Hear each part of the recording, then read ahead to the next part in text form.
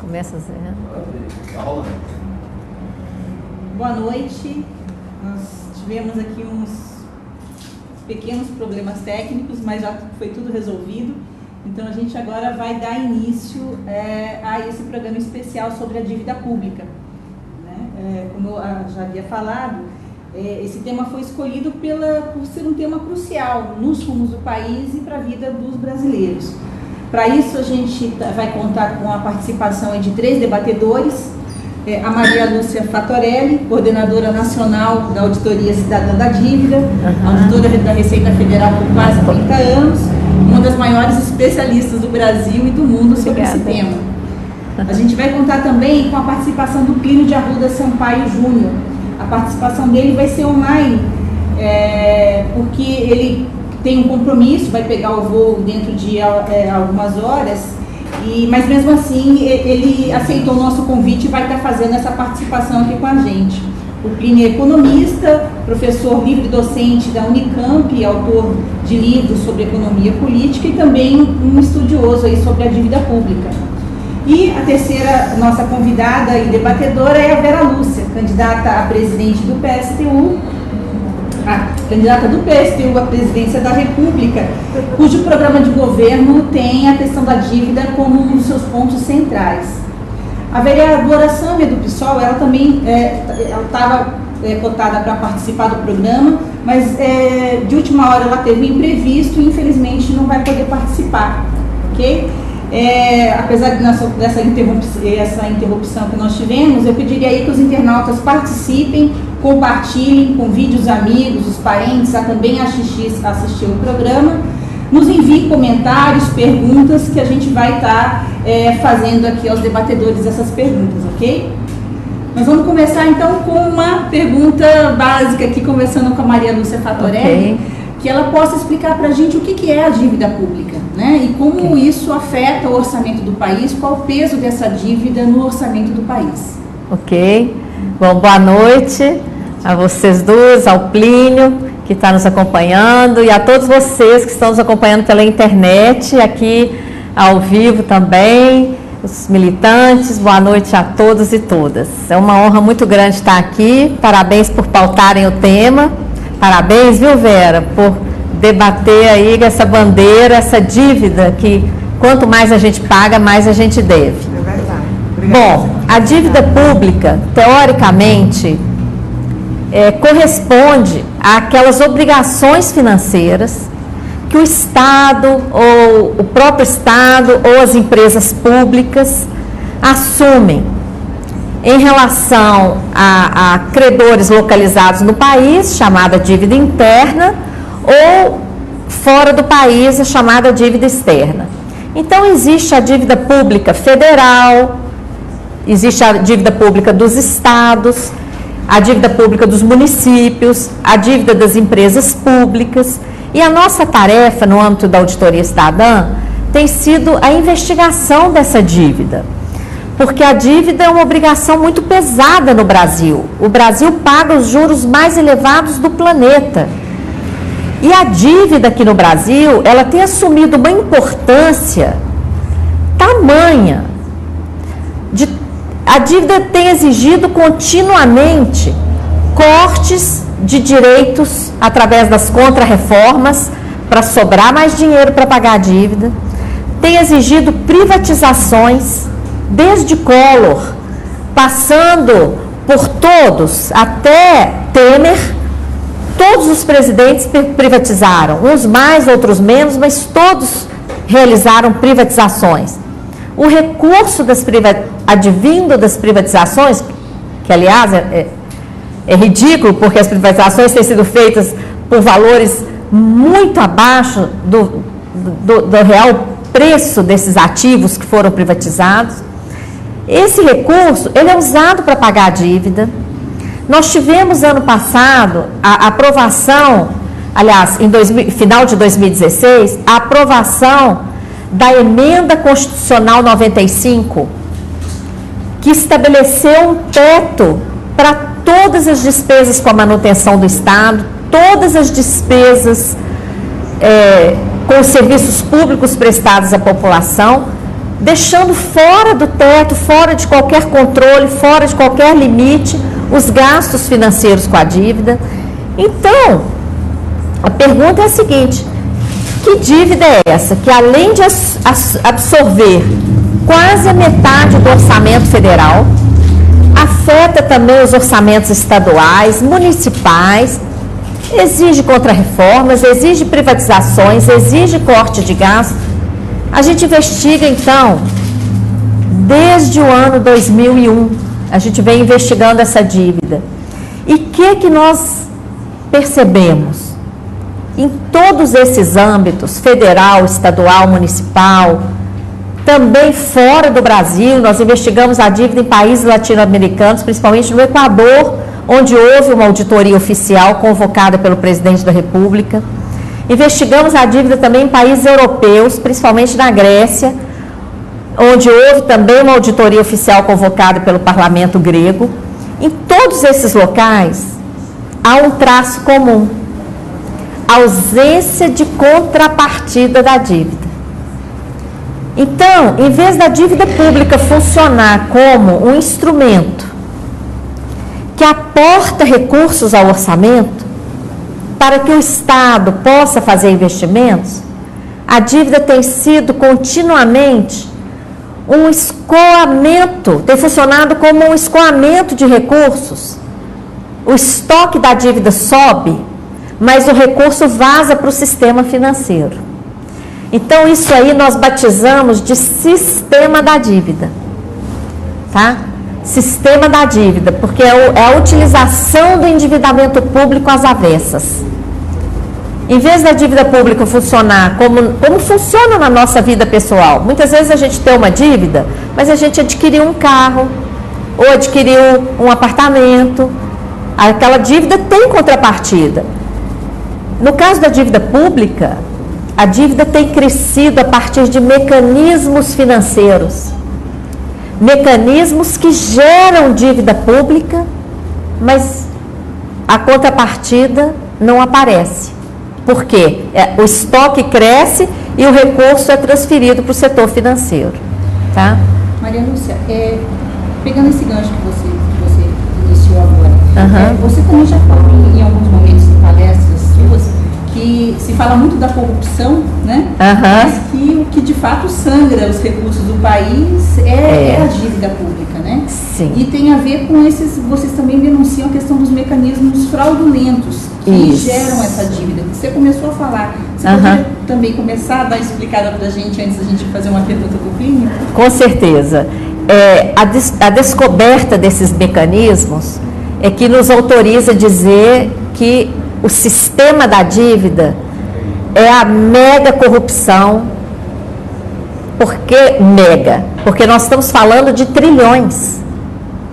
Eu vou falar de um dos mecanismos que geram dívida pública, dessa forma que eu dei esse exemplo rápido aqui. Tem um mecanismo no Brasil que é praticado pelo Banco Central, que é utilizado, teoricamente, para controlar o volume de moeda em circulação no país. É a chamada operação compromissada. Como é que funciona esse mecanismo?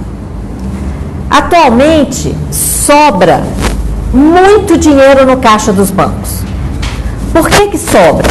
Porque os bancos querem cobrar juros de mais de 200% ao ano para poder emprestar para as pessoas. Então, pessoas e empresas não estão dispostas a pagar e não têm nem condições de pagar juros tão elevados. Então, atualmente sobra 1 trilhão e 200 bilhões de reais no caixa dos bancos. 1 trilhão e 200 bilhões. Nós estamos falando de quase 20% do PIB. O que o Banco Central faz?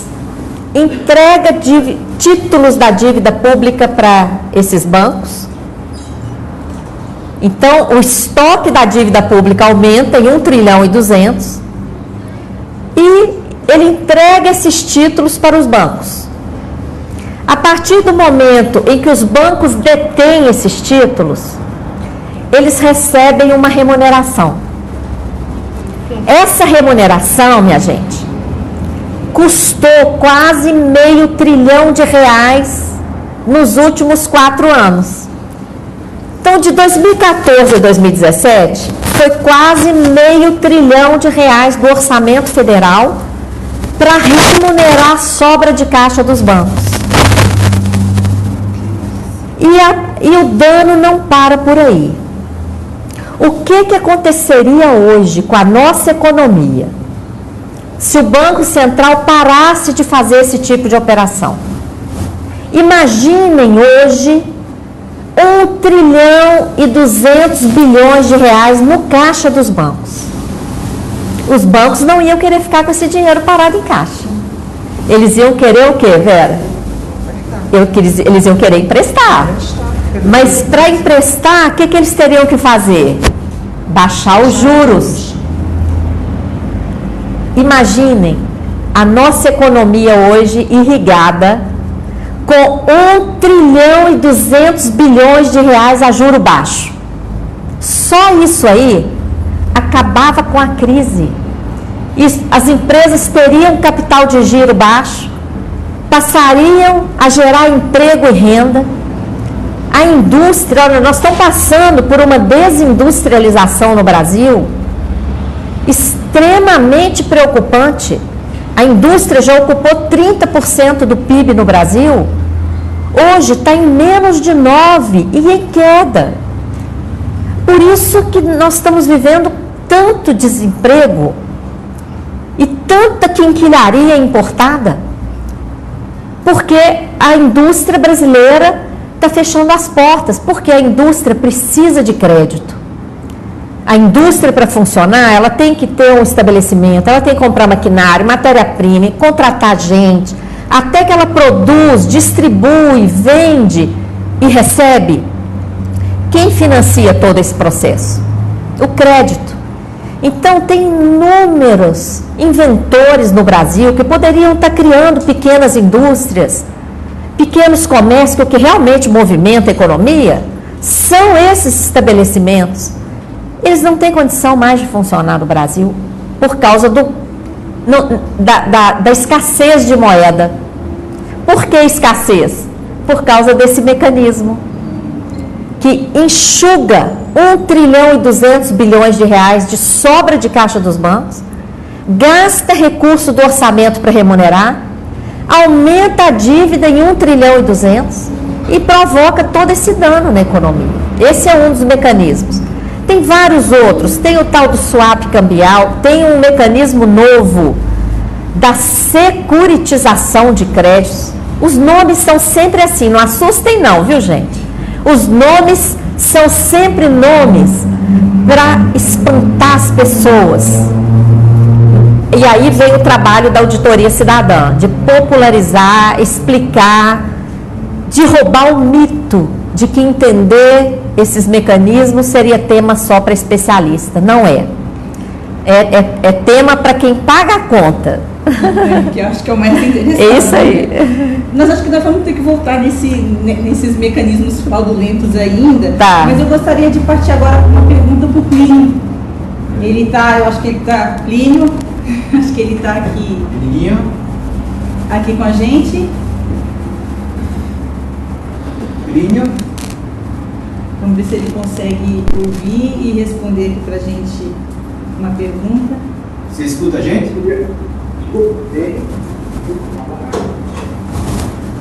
Fala um pouquinho mais alto.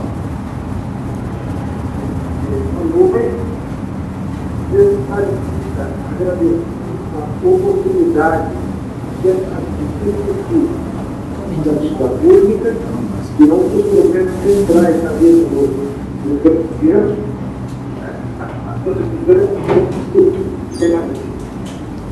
O som aqui para a gente está chegando um pouquinho, vamos só ver aqui.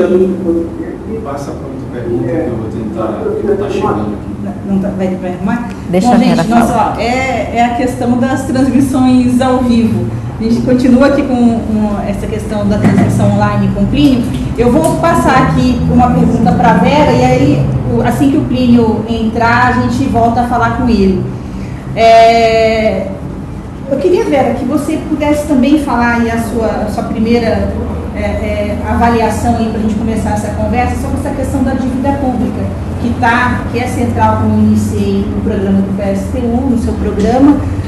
E como é que você vê também essa questão da dívida, como que ela afeta, como é que você vê que ela afeta a vida dos trabalhadores no seu dia a dia, no país? Eu queria que você falasse um pouco sobre isso.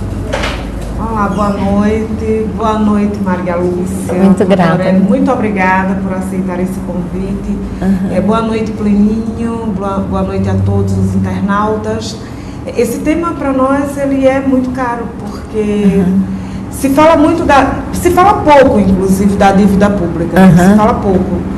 Fala-se muito do problema que o Estado tem em sanar as suas contas, da arrecadação, dos gastos do Estado, e que é preciso fazer políticas de ajustes, porque o orçamento é insuficiente para atender às demandas do Estado.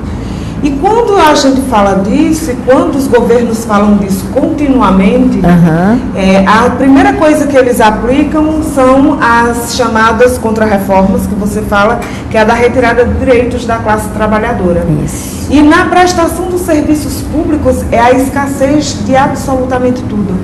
Por exemplo, falta médicos, faltam leitos, faltam lençóis, faltam remédios, falta esparadrapo, falta uvas nos hospitais públicos. Os hospitais públicos, quando você entra, parecem hospitais de guerra. As pessoas assim, os montes nos corredores, muito doentes, sentados em cadeiras, teto de escola que desaba, pessoas que moram em ruas com esgoto a céu aberto. E quando a gente vai falar dessa realidade, todo mundo compreende. Mas quando a gente vai dizer o seguinte, não é preciso fazer uma reforma da Previdência, porque no Brasil existe dinheiro para garantir e assegurar a aposentadoria dos trabalhadores, aí todo mundo diz assim, mas como? Não, mas é só não pagar a dívida pública. E é impressionante porque nessa campanha, o que a gente tem observado é que tem muita gente preocupada em garantir o pagamento da dívida pública. Todos os governos asseguraram isso, como a própria Maria Lúcia coloca, e todos os candidatos também. Todos os candidatos que estão agora concorrendo às eleições presidenciais têm a preocupação de garantir, de dizer e informar para todo mundo que há necessidade urgente de fazer uma reforma da Previdência, porque ela é deficitária, porque os cofres públicos não aguentam, mas ninguém e nenhum candidato fala em deixar de pagar a dívida pública.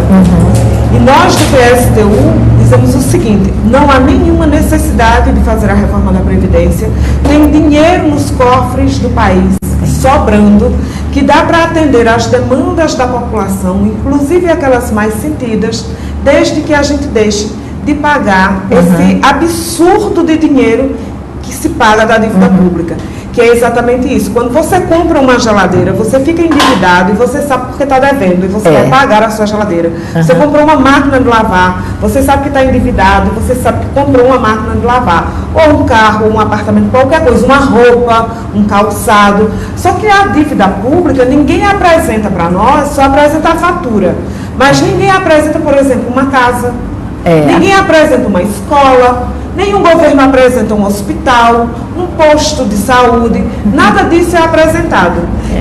E tem todo mundo preocupado, quando a gente diz que não vai pagar a dívida pública, é como se a gente estivesse dando um calote nos bancos. Mas ninguém fala do sacrifício que é na vida do conjunto da população, sobretudo da classe trabalhadora, para garantir o pagamento dessa dívida a um punhado de banqueiros nacionais e internacionais. E por conta dessa dívida aqui nesse país se mata e se morre. Se morre por falta de assistência nos hospitais públicos, você morre por falta de saúde, mas você morre também quando você fica doente porque você não tem emprego, porque você entra em depressão no dia a dia. Então, e nada disso é levado em consideração. Por exemplo, há hoje um índice enorme de pessoas que morrem de zika, agora sarampo que voltou, mas também de febre amarela, mas se morre muito de câncer, porque não tem, por exemplo, dinheiro para garantir a quimioterapia, falta remédio para a quimioterapia, falta dinheiro para as máquinas de radioterapia, mas ninguém diz que um banqueiro pode deixar de receber, mesmo que as pessoas morram. Nós dizemos o seguinte, aqui a prioridade vai ser a vida de quem trabalha e produz a riqueza desse país. E para isso nós não vamos pagar a dívida pública. E queremos mais, que os governantes apresentem e façam de fato. Nós precisamos fazer uma auditoria, porque eles precisam prestar contas de tudo que foi pago, de tudo que se tirou desse país em riqueza, como resultado do trabalho da classe trabalhadora, que foi parar nos cofres de um punhado de banqueiros, enquanto que a gente teve que amargar a precarização dos serviços públicos, do desemprego, da falta de educação, da falta de moradia, tudo isso em nome de uma dívida que não é nossa. Muito bem. E essa questão de que se é uma coisa que as pessoas entendem da dívida, é a questão da agiotagem, né? Porque, na verdade, porque as pessoas imaginam que essa dívida um dia possa ser paga. É impossível ela ser paga da forma como ela foi. Olha, a dívida tem sido paga. Aliás, esse é um discurso recorrente aqui no Brasil, que o juro é alto porque o Brasil não é bom pagador. Não, mentira. O Brasil é o melhor pagador do mundo. O Brasil nunca deixou de pagar a dívida. Na época do Sarney, ele fez um pequeno atraso no pagamento de juros e logo retomou em condições ainda mais onerosas. Então, nós temos pago essa dívida às custas desse sacrifício que a Vera descreveu muito bem aqui. Porque nós vivemos um cenário de escassez, não é, Vera? Sem recursos para os direitos sociais, sem recursos para ciência e tecnologia. Nossas universidades estão também inviabilizadas, como a saúde pública, como ela já colocou, a segurança pública, os transportes públicos. Olha, toda essa questão que está acontecendo no nosso país, alegadamente por falta de recursos. Mas recurso é uma coisa que não falta no Brasil. A questão é que a dívida tem absorvido a maioria dos recursos públicos e, além de absorver os recursos financeiros, ainda exige privatizações, exige contrarreformas. Agora o ajuste fiscal foi parar na Constituição com a emenda constitucional 95. E é impressionante como algumas pessoas ainda falam que a dívida, o problema da dívida é só o juro alto. Que se baixar o juro está tudo resolvido. Não, não está.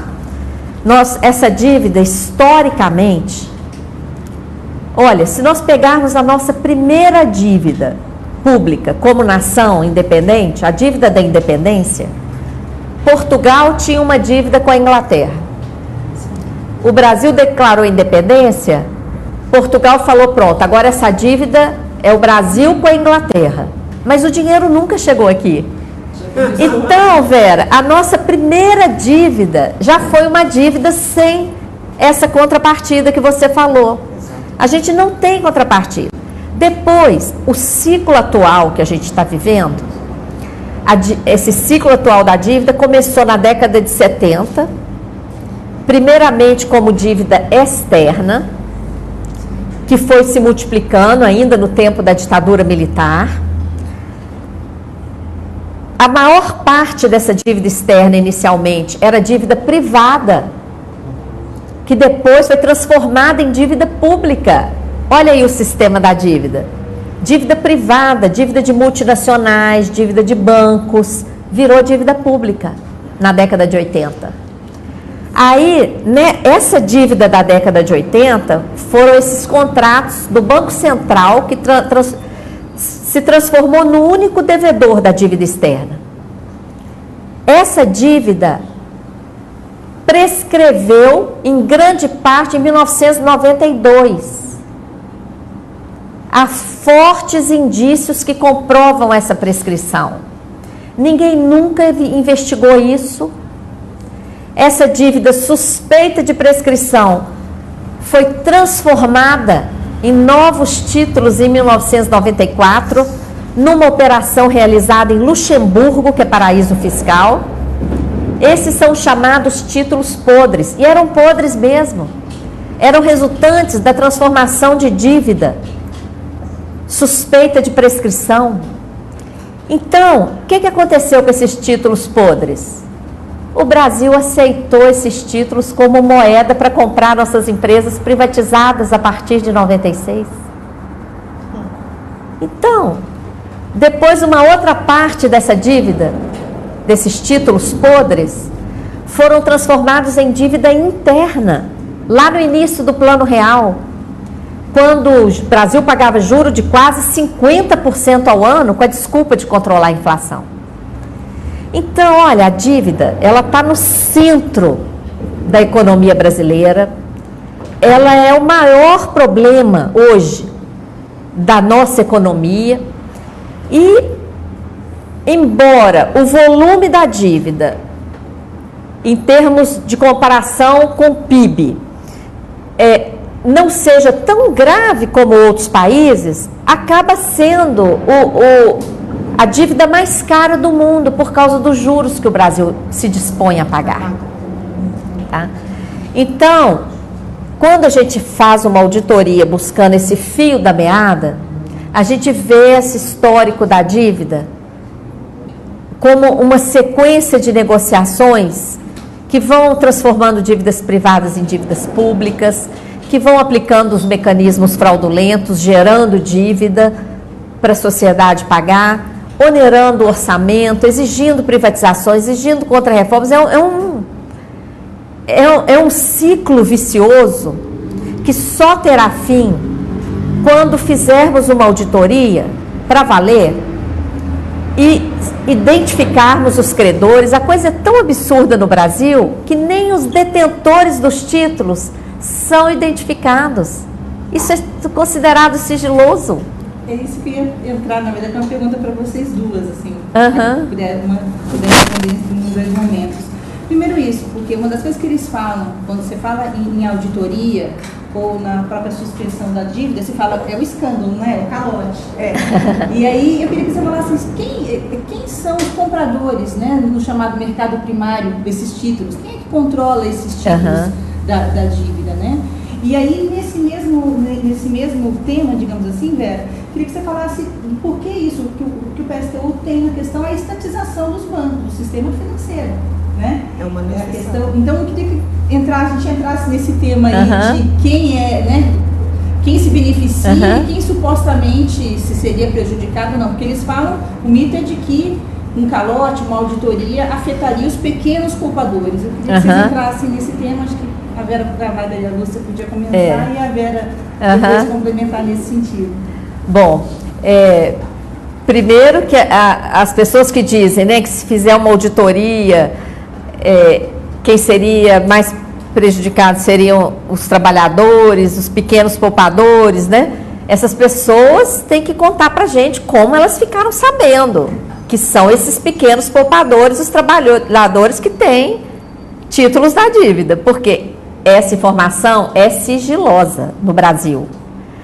Nós só conhecemos os grupos econômicos que detêm os títulos da dívida. Porque como é que funciona no Brasil? O Tesouro Nacional emite os títulos, entrega para o Banco Central e o Banco Central leiloa. Quem é que pode participar do leilão? Somente um grupo restrito de bancos e instituições financeiras, os chamados dealers. Desculpa a palavra em inglês, mas é assim que eles são chamados, os dealers, os negociadores. Então, são só 12. E não são 12 que participam do leilão. Quando o Tesouro emite os títulos, já escolhem quantos vão participar, são poucos. E aí, eles é que acabam mandando na taxa de juros. Por quê? Quando o Banco Central leiloa, só eles que podem comprar. E dentre esses dealers estão inclusive bancos estrangeiros. O Citibank, o JP Morgan. Vários bancos estrangeiros participam, porque eles vão reciclando a cada 6 meses. Então, nós não sabemos o nome dos detentores dos títulos, isso é segredo. O que nós sabemos são os grupos econômicos. Então, quando nós olhamos os grupos econômicos, quase a metade dos títulos da dívida interna está na mão de bancos. Uns 17, 18% nas mãos de fundos de investimento, 16, 17% fundos de pensão, tudo isso nacionais e estrangeiros.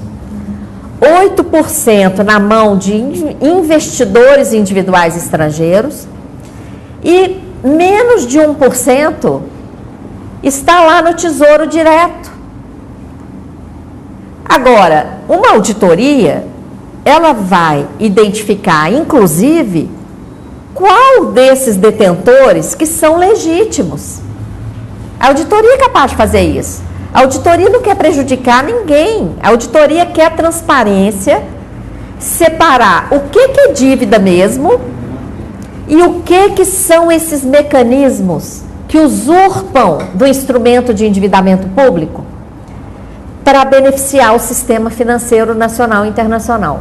Então, a auditoria vai separar isso, o que estiver na mão de investidores, de poupadores, pode ser negociado para taxas de juros civilizadas, porque essas taxas de juros praticadas no Brasil não são civilizadas. Então, tudo isso, a partir da auditoria, tudo isso ficando transparente, as decisões podem ser tomadas, inclusive, em conjunto com a população. Pois é, essa é a grande questão, né? Nós estamos, inclusive, esse é o grande chamado que o PSTU faz, né? Que a classe trabalhadora organizada no seu local de trabalho, de estudo, de moradia, tenha conhecimento de tudo isso. Tome para si as tarefas de conhecer as questões, tanto do ponto de vista da economia e decidir também sobre a política. Porque, olha só, quando a gente fala que é preciso não pagar a dívida pública e depois a gente faz a auditoria, pelo que está dado aqui, pelo que Maria Lúcia está falando aqui, a gente tem muito dinheiro, na verdade, para receber. Porque o que já se tirou daqui, sem garantir nada aqui dentro, na verdade, o que você tem aqui é um assalto. É um assalto aos recursos da classe trabalhadora. Porque quando nós falamos de dívida pública e de que mais de 40% do orçamento da União vai parar nas mãos desses grupos, né, econômicos, desses bancos, desses fundos, nós estamos falando de trabalho, nós estamos falando de riqueza. E nós estamos falando que a riqueza, ela é produto do trabalho. Então, alguém trabalha. Quem trabalha somos nós. Que é apropriado de forma indevida pelos governos, que vai entregar para um punhado de investidores e de bancos. Em troca de nada, de absolutamente nada, porque na verdade você só tem uma dívida que não é sua, que você não contraiu, mas que você paga por ela continuamente. O que é que nós estamos dizendo? Nós não precisamos parar com essa sangria dos cofres públicos, porque aqui a sangria não é a Previdência Social, porque coloca hoje em dia a grande vilã do problema do orçamento público, do orçamento da União, é a Previdência Social. Ora, a Previdência Social, inclusive pelo estado que eu estava vendo aqui na Auditoria Cidadã, não gasta mais do que 22,5% do orçamento da União. São milhões e milhões de trabalhadores que deram o melhor da sua vida, que gastaram toda a sua energia produzindo a riqueza desse país e que foi parar nas mãos de parte desses investidores, outra parte dos grandes empresários, e que ele não tem acesso a nada e agora no final da vida ele não tem sequer o direito de descansar a carne. Ainda querem retirar o direito à aposentadoria. É um crime que se comete. É um crime tanto cometido pelos governos passados, como é um crime que está para se praticar com a classe trabalhadora brasileira, pelos candidatos que estão aí disputando as eleições. Porque, veja bem, Alckmin disse que tem que fazer isso imediatamente. Todos os... Meirelles é um banqueiro, quer dizer, todos os governos têm um banqueiro do lado. Inclusive, o Paulo Guedes é o homem da economia, será o ministro da economia de Bolsonaro. Todos eles ligados aos bancos, porque todos eles querem assegurar o pagamento dessa dívida. Nós temos o seguinte, nós não temos que pagar essa dívida. Primeira coisa, vamos fazer a auditoria Mas a primeira medida é não pagar. E nós precisamos desse dinheiro com urgência. Olha só, a gente não gasta nem 4% com saúde, não gasta nem 4% com educação, não gasta nem 3% com a geração de trabalho.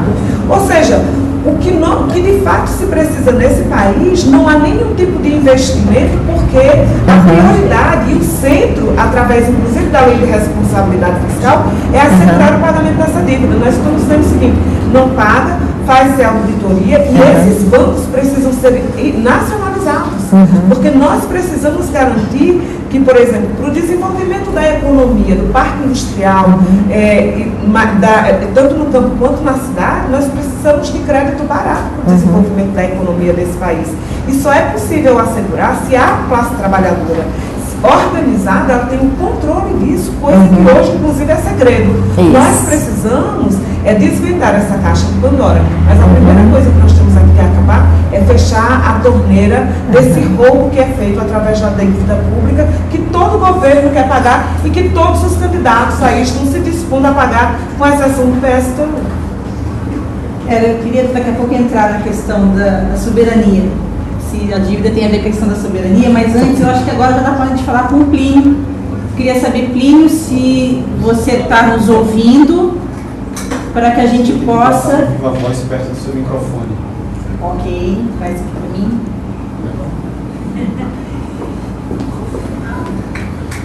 É Plínio?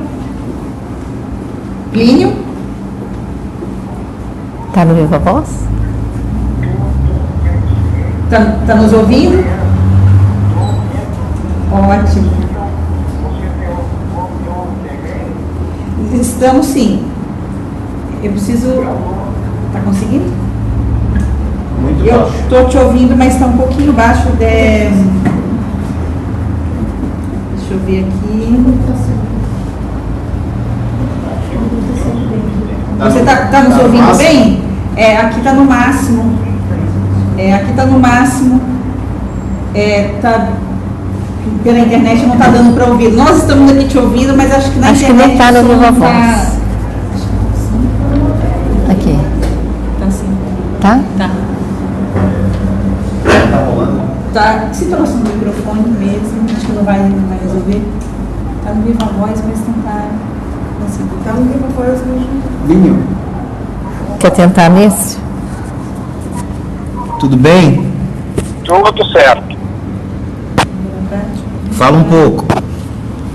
Então, vocês estão ouvindo? Eu estou escutando vocês pela internet. Ok. Ok? Muito bom. Tá dando certo agora. Então, a Maria Lúcia vai dar uma ajudinha pra gente aqui. Plínio, acho que se você pode acompanhar aqui esse início de conversa aqui, eu queria ver com você que você pudesse entrar nesse tema da dívida, porque a gente já pode verificar que entra governo, sai governo, essa questão da dívida pública ela segue sendo uma questão crucial no governo, inclusive com orientação de organismos internacionais, como o FMI e o Banco Mundial. Eu queria que você falasse por quê. Por que é desse jeito? Por que a dívida não sai da pauta dos governos e é uma ordem, digamos assim, uma orientação desses organismos internacionais? Vocês me escutam bem? Sim. Ótimo. Então, em primeiro lugar, eu queria agradecer a oportunidade de ter vindo esse debate. Estava acompanhando aqui pelo Facebook as falas muito boas. E eu acho que a dívida pública é o centro nervoso da política econômica brasileira. Então, toda a política econômica, todos os acordos entre capital internacional e nacional e a alta plutocracia brasileira, eles se articulam no que a Maria Lúcia chama de maneira muito apropriada de sistema da dívida pública. Então, o sistema da dívida pública é um mecanismo não só de drenagem de recursos, como diz a Vera, dos trabalhadores para o grande capital e para a plutocracia brasileira, mas ele é também um mecanismo de tutela da política econômica.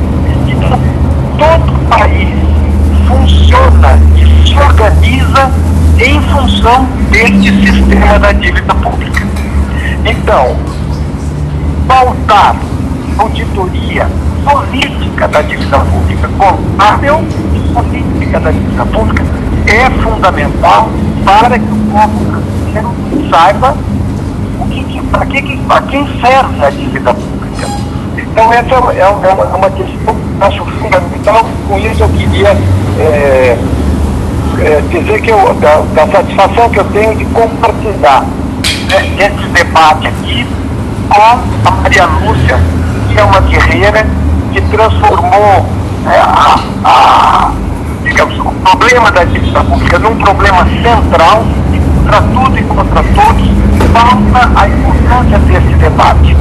E também é um orgulho de compartilhar a mesa com a Vera, que honra as tradições dos socialistas de falar as coisas sérias num momento seríssimo da vida nacional.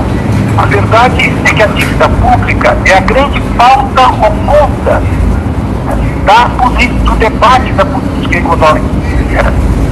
Tudo gira em torno da dívida pública, porque para o capital, a dívida pública é onde está uma parte importante do grande capital. Ela está capitalizada em dívida pública. Mas para os trabalhadores, a dívida pública significa penúria permanente de recursos para fazer políticas públicas, para fazer política social. Então há um antagonismo entre o interesse do capital na dívida pública e o interesse do trabalho em relação à dívida pública. E é esse antagonismo que teria que estar sendo discutido nas eleições e também depois das eleições. Então, mas no momento da eleição seria muito importante que isso fosse discutido, e daí eu insisto no grande importância da iniciativa da Maria Lúcia e do abrigo que isso encontrou na candidatura da camarada Vera Lúcia, de pautar esse debate para a sociedade brasileira. A agenda que está sendo feita de política econômica, força da burguesia, é o que nós vamos ter que organizar todo o país das finanças públicas para pagar a dívida pública. Então, essa que é a agenda que está posta. Essa agenda se traduz na ideia de ajuste. Os economistas da ordem, eles discutem as formas do ajuste. Isso pode ser discutido. Se vai ser mais rápido, mais devagar, se vai custar mais aqui, se vai custar mais acolá. Mas todos estão discutindo, no fundo, a sangria, o tamanho da sangria, os recursos que vai ter que ser jogado para o serviço, para realizar a produção da dívida pública, e todos estão discutindo todo o tema organizado para que os imperativos da dívida pública se cumpram. Eu queria registrar experiência grega, que eu sei que a maioria conhece bem.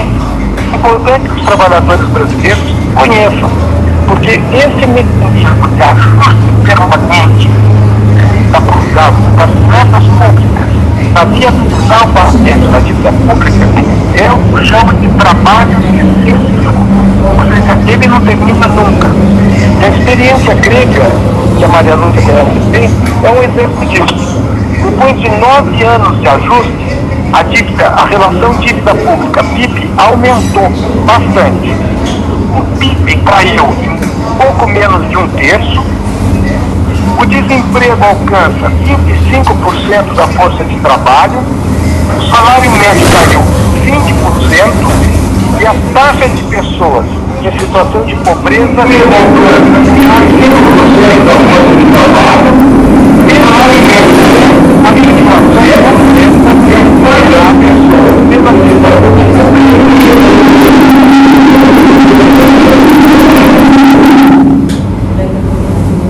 Tá certo? Tá. Terminou. Eu posso continuar, eu só estou, como eu estou sem o retorno, eu não sei se continuarão ou continuar. Eu só vou fazer uma última pergunta aqui para você poder enxergar. Você está me ouvindo? Não. Ele vai te ouvir aqui. Desliga esse Ele está me ouvindo agora? Tá bom, desculpa. Deixa eu te falar aqui para encerrar, eu acho que esses problemas técnicos deram uma atrasada, eu sei que você deve estar aí já também com o seu horário apertado. Eu só queria que você só reafirmasse, pudesse falar uma questão seguinte. Então, esse mecanismo, quando você fala, né, que ele é mais do que então uma subordinação financeira, né, que é uma questão de dependência, a continuidade desse sistema, o que isso vai levar ao país e por que é preciso atentar a isso e lutar contra a dívida, contra essa forma desse pagamento dessa dívida? A organização da política econômica e da economia brasileira, ela é orquestrada a partir do sistema da dívida pública. Então, a especialização crescente da economia brasileira na divisão internacional, sim, para a dívida pública. A penúria permanente de recursos para fazer políticas públicas, sim, da dívida pública. Então, é todo o país que se organiza. Então, a única maneira que nós temos de organizar o país para que as necessidades dos trabalhadores sejam colocadas como critério organizador da política e da economia seria furando o sistema, destruindo o sistema da dívida pública. E o primeiro passo para fazer isso é a suspensão do pagamento da dívida pública e a instauração, isso que a Maria Lúcia tem pregado há muito tempo, de uma auditoria da dívida pública. A partir daí, o povo brasileiro então decide como reorganizar as finanças. Então, a dívida pública, isso a população tem que saber, é muito mais do que apenas uma drenagem, o que já seria muito, né? Só para a gente ter uma ideia, apenas com os juros da dívida pública, o Estado brasileiro gasta, apenas com o pagamento dos juros da dívida pública, mais ou menos o equivalente a tudo que ele gasta, né? Com todas as instâncias de governo, com saúde e educação pública. Então, na verdade, um braço de força, uma luta de paz. A solução do capital é que você esfola o trabalhador, leva o país a uma maior dependência, né, desmanchando as políticas públicas, mas paga a dívida pública. A solução do trabalhador é defender a sua dignidade, defender a soberania do país. E para isso, ele vai ter que mudar a política econômica. E a mudança da política econômica passa por uma redefinição completa da dívida pública. Porque é lá que está o quartel-general da burguesia, é lá que os interesses.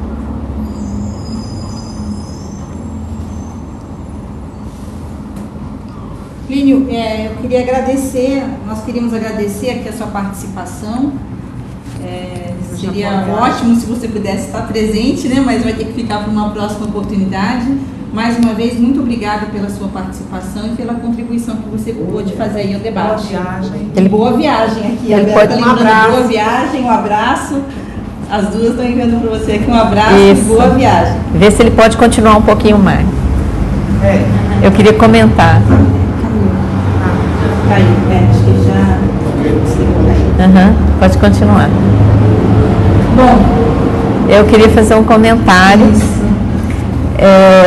O Plínio, é uma honra debater com ele, pena que ele não pôde estar aqui pessoalmente. Ele falou, né, da sangria dos juros, né, que os juros correspondem a todo o orçamento anual da saúde, da educação somados. E Plínio, no âmbito da auditoria cidadã, nós investigamos que essa parcela que corresponde ao orçamento inteiro da educação e da saúde, que está pouco mais de 200 bilhões, é apenas uma parte dos juros. Nós conseguimos comprovar que a maior parte dos juros está sendo contabilizada indevidamente como se fosse amortização. Por isso que no nosso gráfico da Auditoria Cidadã, a gente soma o que está lá no sistema CIAF, que é o sistema que divulga a contabilidade pública federal, a gente soma a parcela dos juros com a parcela da amortização, porque nós conseguimos provar que a maior parte do juro está sendo contabilizada como se fosse amortização. Veja bem, o que acontece na nossa vida quando a gente amortiza uma dívida? A dívida diminui. No caso da dívida pública, aquela parcela da amortização, que na verdade são juros, uma parte dos juros, que é a parte da atualização monetária, que a gente nem sabe que índice eles calculam, mas é a maior parte dos juros. Eles calculam como se fosse amortização e paga isso aqui. Só que paga como? Emitindo novos títulos. Então, olha que paradoxo. A dívida aumenta e nós amortizamos. Então, ao contrário do que acontece na nossa vida pessoal, em que a gente amortiza a dívida cai, no caso da dívida pública, toda essa parcela da atualização monetária que é adicionada ao estoque da dívida, na verdade são juros. É uma parte dos juros. A gente amortiza essa parte toda e a dívida aumenta. Porque na realidade a gente não está amortizando, a gente está pagando juros maquiados de amortização. Então, é uma série de coisas que a gente vem descobrindo no âmbito da Auditoria Cidadã, que tem que fazer o que Vera disse. A classe trabalhadora tem que se apoderar desse conhecimento e organizar uma mobilização, uma grande mobilização consciente. Contra esse assalto, Vera. Agora, isso só vai acontecer a partir de uma mobilização consciente mesmo. É uma tarefa para a classe trabalhadora, que é que realmente produz riqueza, como você disse, e paga essa conta de todas as formas, né? O Plínio falou também sobre a questão da soberania nacional. Ele entra nesse tema da soberania nacional, né? Que a dívida ela também tem a ver com isso, né? Ela mexe com a questão da soberania nacional. Sem dúvida, porque, por exemplo, você fica subordinada ao controle da economia por bancos e pelo Fundo Monetário Internacional, que na verdade é quem termina ditando aqui no Brasil quais são as medidas que devem ser adotadas de forma que seja assegurados, independente da vida das pessoas, se alguém vai viver, se alguém vai ter direito à escola, se alguém vai ter direito à educação, se você vai ter direito a um asfalto ou alguma casa, independente de tudo isso pode faltar, mas uma coisa precisa ser assegurada, que o pagamento da dívida vai ser feito. Então, na verdade, você tem um país controlado pelo Fundo Monetário Internacional e pelas cartilhas e pelas regras que eles estabelecem. Então, todas as políticas públicas, todas as medidas de ajustes que são feitas pelos governos, de retirada de direitos, por exemplo, a exemplo da reforma trabalhista que foi feita agora. Não somente agora, a reforma trabalhista que foi feita também já desde o governo da presidente Dilma, que no auge da crise econômica, você pegou parcela significativa da classe trabalhadora, sobretudo as mais pobres, principalmente as mulheres, e dificultou o acesso ao seguro-desemprego, dificultou o acesso ao PIS e dificultou o acesso à pensão por morte. Ou seja, você já mexeu na Previdência aqui. Você já mexeu na Seguridade aqui. Aí agora, depois disso, eles vão aprova a lei da terceirização, combina isso com a nova reforma trabalhista, e você vai ter aqui no Brasil uma relação de trabalho na condição de semi-escravos, e tudo isso para atender às regras do Fundo Monetário Internacional. E qual é a outra medida que é adotada? A nova reforma da Previdência. Por exemplo, o congelamento das despesas com serviços públicos, o governo aprovou através da emenda constitucional 95. Ou seja, tudo isso é feito para garantir isso. Então você tem um país completamente dominado, né, um país completamente dominado pelo capital internacional, e mais do que isso, você ainda entrega todo o patrimônio que você tem para as multinacionais, que elas também terminam controlando isso aqui. Então, o Parque Nacional hoje é controlado por multinacionais, o agronegócio controla aqui esse país, você tem os bancos que controlam também a economia, ou seja, você tem um país que é completamente subordinado, e quando a gente diz que o Brasil está voltando à condição de sendo colônia, nós não estamos sendo exagerados. É porque o Brasil, inclusive hoje, para atender a esse comando dessa falta de soberania, hoje, inclusive, tem retrocedido, porque agora você volta a exportar produtos primários e começa a importar produtos industrializados, quando você tem todas as condições de fazer isso exatamente aqui no Brasil. Isso. Por exemplo, com a Petrobras, quando você pega uma refinaria e ela produz abaixo da sua capacidade, porque você prefere vender petróleo cru e você adquire os derivados que são muito mais caros, na verdade isso é um crime que você pratica e é de subordinação total ao imperialismo.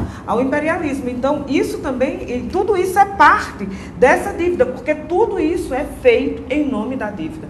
Tudo que se arrecada aqui, tudo que se vende, tudo que se faz, todos os direitos que são tirados, todas as medidas adotadas pelos governos, em todas as esferas, elas vão no sentido de assegurar que, independente daquilo que a gente tenha, a dívida ela vai ser regiamente paga. E olha, que a gente não deve, na verdade.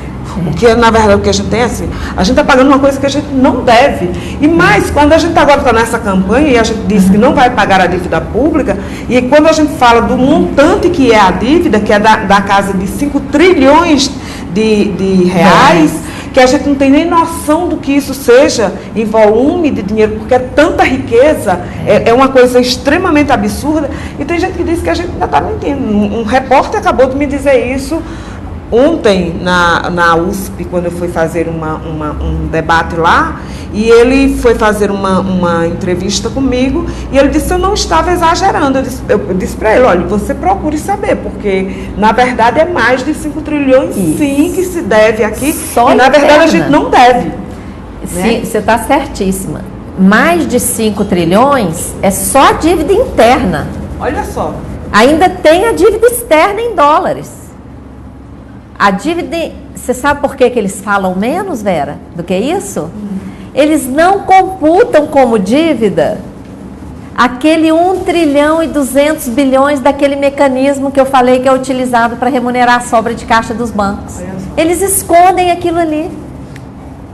Como se aqueles títulos da dívida pública que estão sendo usados para remunerar a sobra de caixa dos bancos não fossem dívida pública. Eles deixam aquilo ali de fora.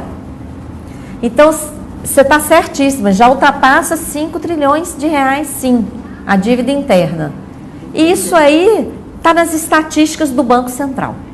Olha só, tá? Só pesquisar. Está nas estatísticas. É porque as estatísticas, tem 2 estatísticas.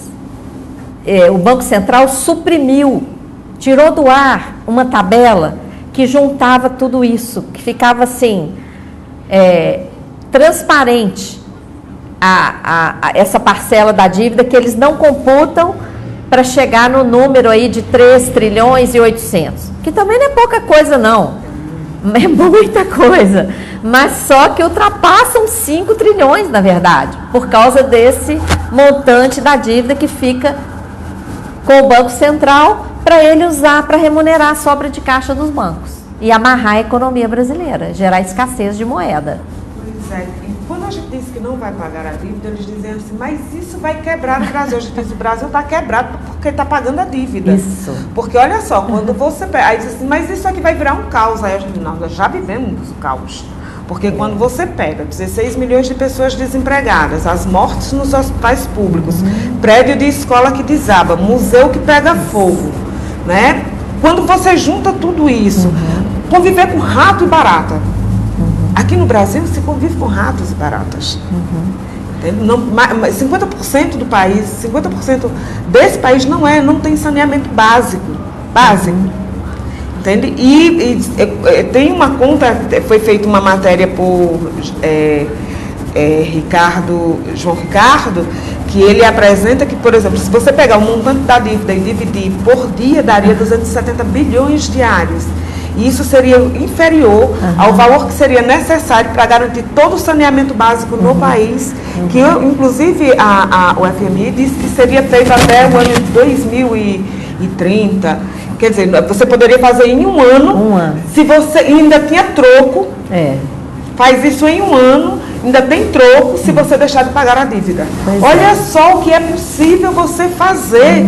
Se deixar de pagar, não é deixar nem de pagar, é deixar de entregar para os bancos um dinheiro assim de mão beijada, entendeu? Porque na verdade você não deve. Porque para dizer se deve, prove. Qual é a contrapartida? Exatamente. Nós estamos devendo o quê? Isso corresponde ao quê? Entendeu? E se devemos, nós vamos ver em que condições nós vamos pagar. Mas a primeira coisa que nós precisamos tratar aqui é daquilo que de fato é necessário. Entende? Por exemplo, é garantir as necessidades humanas aqui. Não pode ser que os interesses de um banqueiro ou de meia dúzia de bancos se sobreponham à vida de milhões e milhões de pessoas. Isso é que é inadmissível. Entendeu? Isso é que nós não podemos aceitar.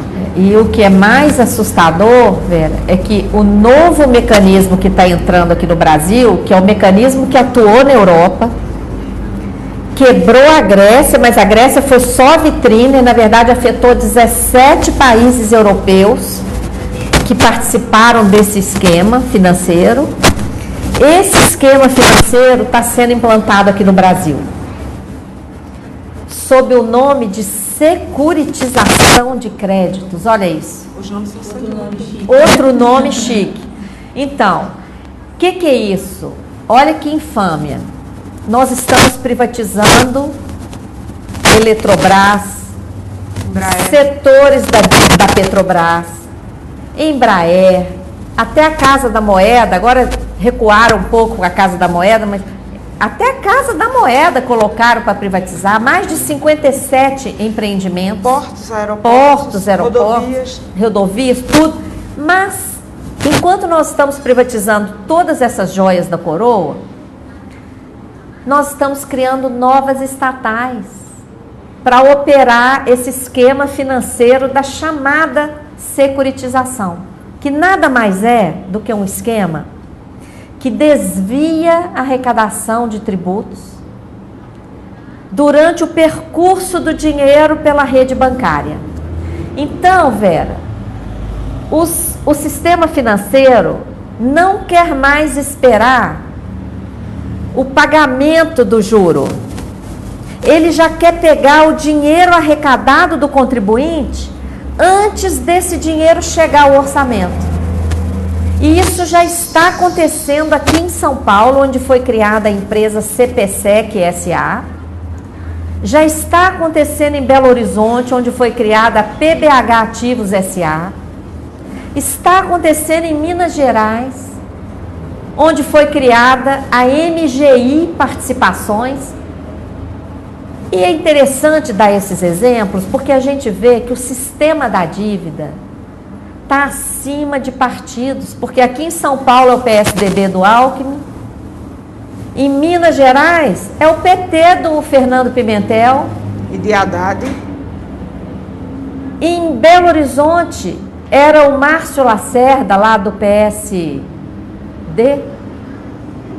Então, esse esquema, gente, é gravíssimo. Se hoje nós já estamos tendo todos esses problemas que você elencou muito bem, na educação, na saúde, em todas as áreas, o que vai ser do nosso país com um orçamento minguado, reduzido, porque parte do recurso arrecadado de contribuinte não vai chegar aos cofres públicos com esse esquema de desvio da securitização de créditos. É um esquema que gera dívida pública ilegal, que não é nem contabilizada como dívida.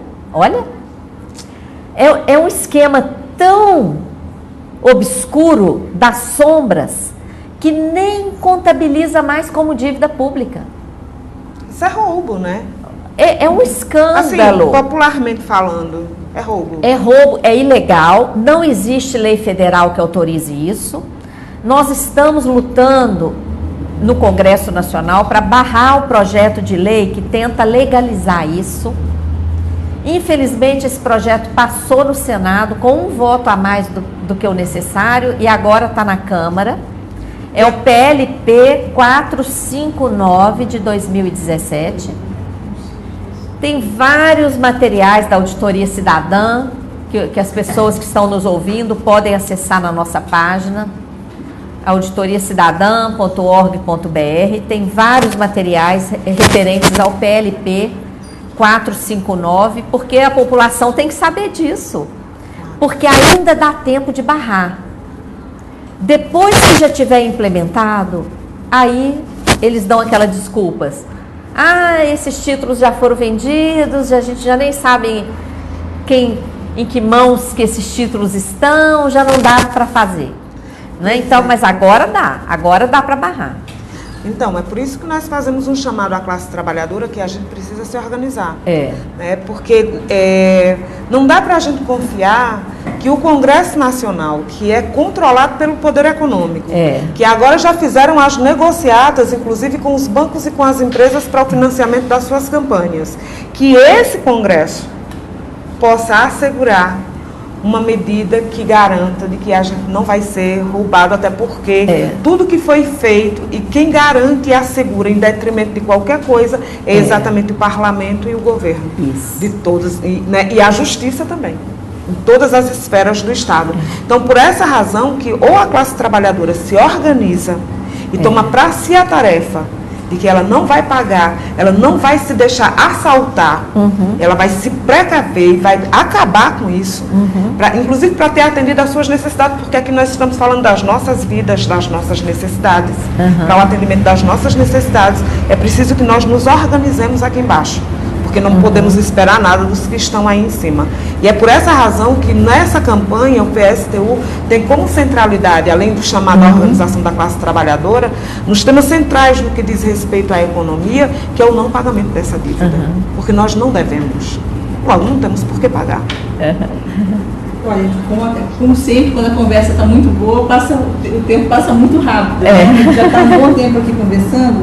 Eu só queria, as pessoas aqui estão reafirmando, né? Estão escandalizadas com essa questão da dívida, elogiando a didática que foi feita, né? O debate aqui.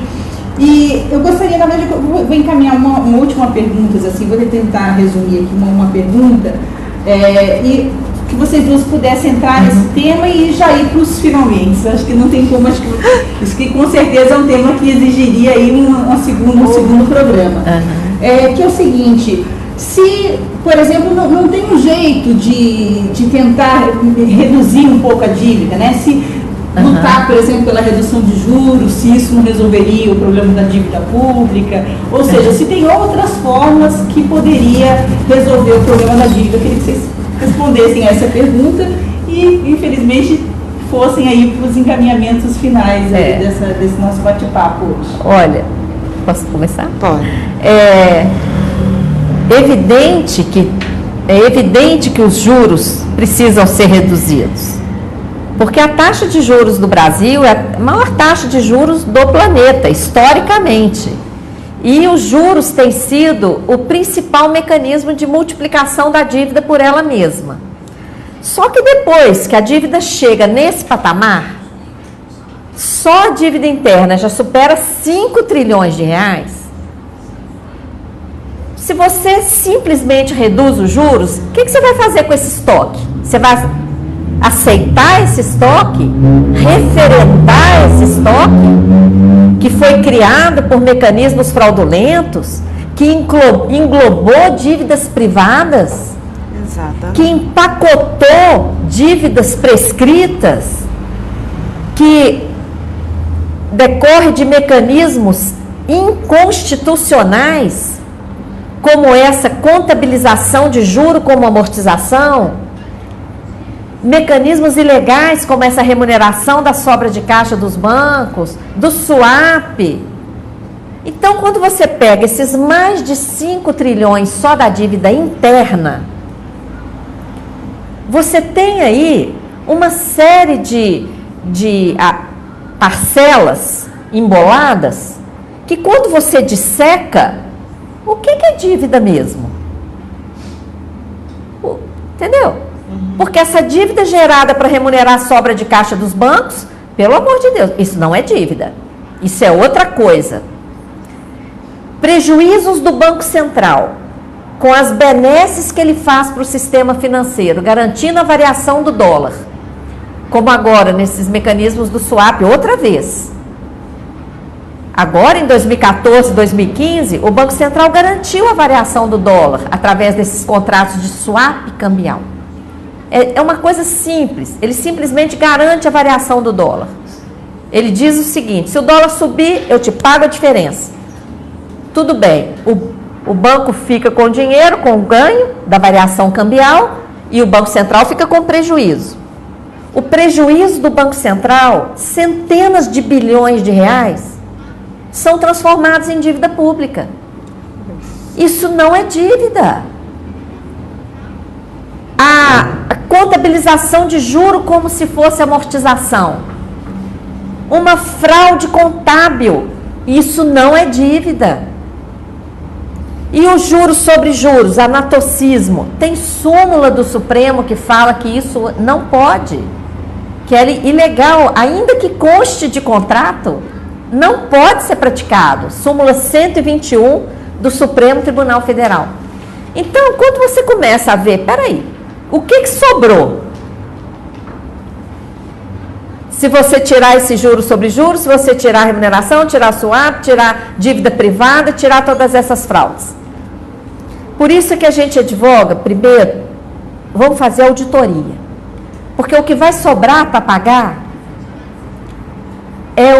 uma parcela mínima que está aí no Tesouro Direto, que está na mão de alguns fundos de trabalhadores, e isso aí caberia uma negociação. Como vai ser pago? Se a gente simplesmente reduzir juros, não vai resolver. Nós vamos continuar com essa montanha de mais de 5 trilhões só de dívida interna, fora a dívida externa. Entendeu?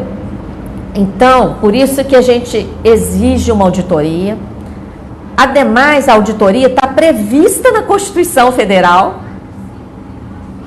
Então, não é nada demais exigir uma auditoria. É simplesmente exigir o cumprimento da Constituição. A auditoria deveria ser uma rotina. A população teria que exigir dos administradores públicos: coloquem em outdoor que dívida é essa, porque eu estou pagando essa dívida.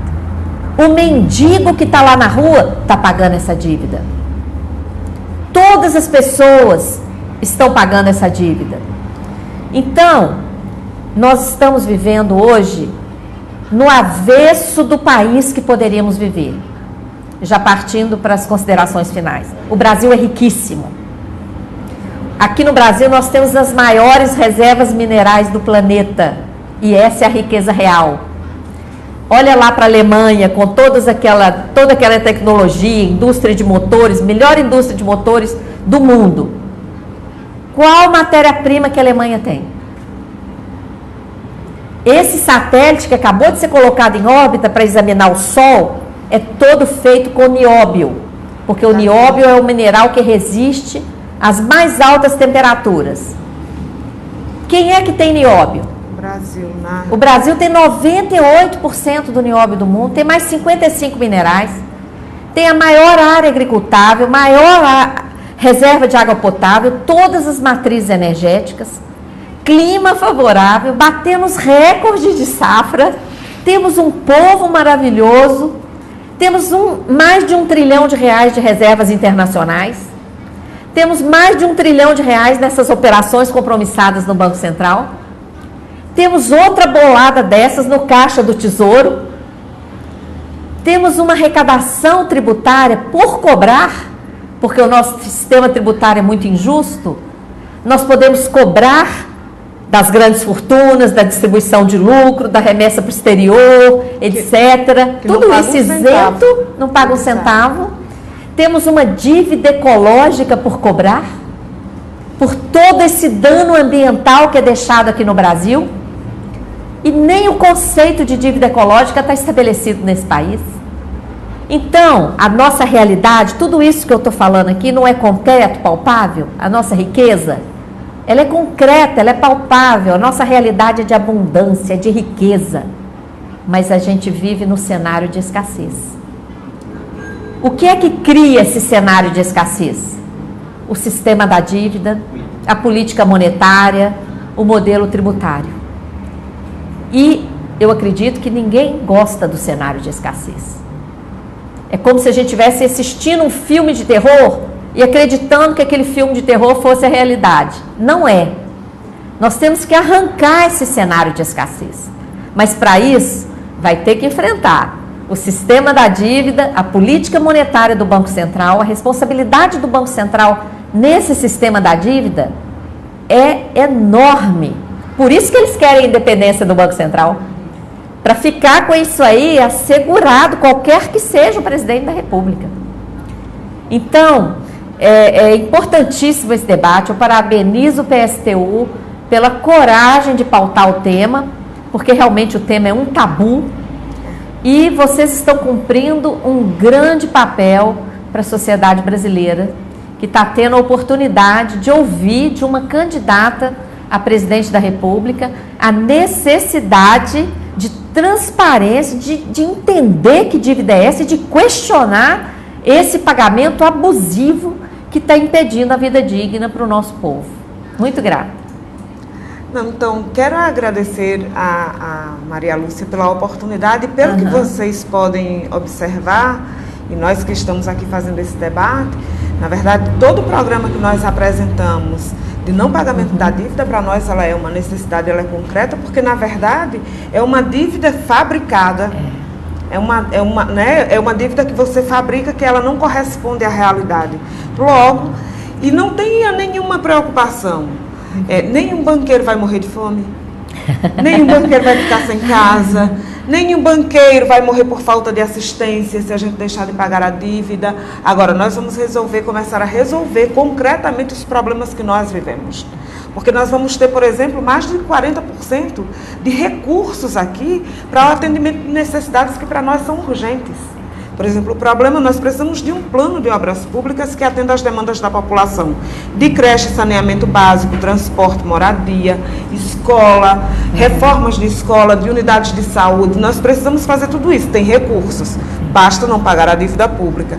A outra, por exemplo, é de não envio dessas remessas de lucro das multinacionais que se instalam aqui e não pagam um centavo quando retiram daqui as suas remessas de lucro. Tem que ficar aqui para o desenvolvimento da economia brasileira, do parque industrial, da pesquisa, do desenvolvimento, para que a gente gere os empregos que nós precisamos. Por exemplo, não há nada que justifique hoje que nós tenhamos que fazer nenhuma reforma da Previdência e nem uma jornada de trabalho que seja de 8 horas. Nós precisamos aqui reduzir a jornada de trabalho drasticamente, que seja de no máximo 36 horas, não fazer reforma da Previdência e denunciar essa prática, essas medidas e esse plano que todos os candidatos têm. Nós estamos dizendo o seguinte: se o PSTU ganha as eleições, a primeira tarefa que nós temos, no primeiro momento, é de anular todas as reformas que foram feitas contra a nossa classe para assegurar o pagamento da dívida.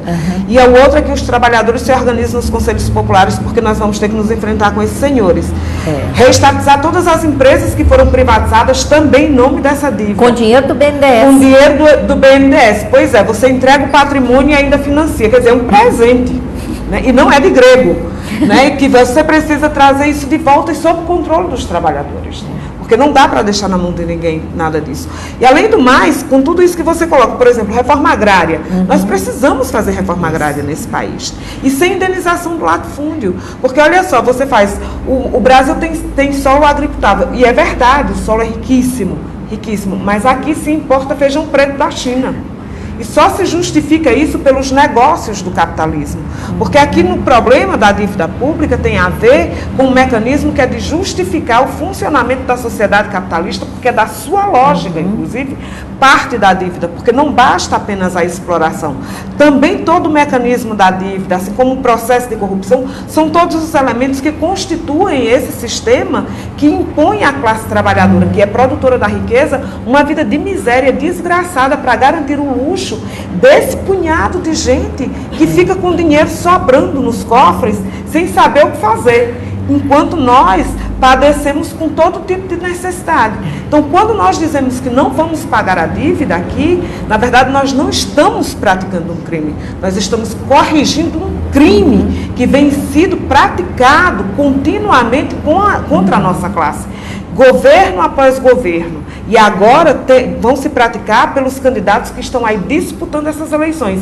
E todos eles dizem que vão fazer isso imediatamente, porque diz que tem que fazer tão logo assuma o governo, porque medidas antipopulares você tem que tomar no início do governo. Então nós dizemos, nós não vamos fazer isso e precisamos nos organizar, porque nós temos que nos enfrentar contra isso. Agora, no dia 29, nós vamos para as ruas dizer que, agora que é no próximo sábado, que é uma campanha contra o Bolsonaro. Ele não, porque ele é um candidato que é racista, machista, homofóbico, mas é explorador da mesma forma que os outros. E tudo aquilo que Bolsonaro faz do ponto de vista da economia, também todos os outros tanto faz como dizem que vão fazer. A reforma da Previdência, todos eles vão fazer. A reforma trabalhista, todos eles votaram, como Bolsonaro também votou. Logo, nesse aspecto, são todos eles iguais. Muito embora Bolsonaro seja o que há de pior, é a excrescência da política nesse país, e nós precisamos lutar e dizer que ele não. Mas também precisamos dizer que os outros também não. E que a classe trabalhadora precisa tomar para si as rédeas do seu destino, discutir a economia, discutir a política e, mais do que isso, decidir sobre ela. Construir a sua democracia, construir o seu Estado, porque já está dado que essa democracia que existe, financiada, controlada pelo poder econômico, só satisfaz aos grandes empresários nacionais, internacionais, aos banqueiros e aos latifundiários. Isso não interessa para nós, precisamos acabar com isso. Parabéns. Obrigada. Muito obrigada. Obrigada a todos.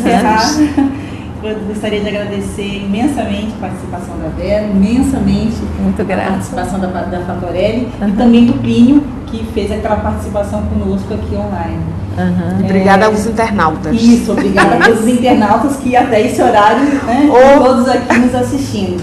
Mais uma vez, muito obrigada e até o próximo programa especial aí que nós faremos aí em breve, ok? Até logo.